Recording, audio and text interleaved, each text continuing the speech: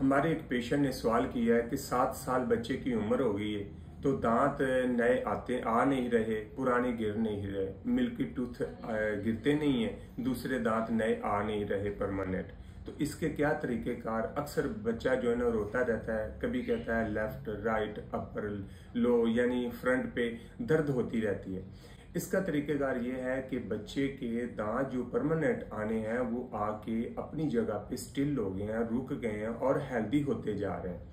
लिहाजा आप डॉक्टर के पास जाएं, एक्सरे वगैरह करवाएं और डॉक्टर के पास जाके रिकमेंड करवाएं, डॉक्टर साहब इसका क्या मसला है। डॉक्टर आपको ये बताएगा कि इनके बच्चे के जो परमानेंट दांत आए हैं वो हेल्दी हो रहे हैं, बच्चे को पेन होती जा रही है, जो गम है बोन के ऊपर वो हार्ड हो गया, जो मिल्की टीथ है वो बाहर नहीं गिर रहे, उनको निकालना पड़ेगा। आप परेशान ना हुआ करो, ये देखा करो कि बच्चे की 6 साल उम्र के बाद बच्चे के दांत गिरते हैं, आप बिल्कुल चेकअप करवाते रहा करो।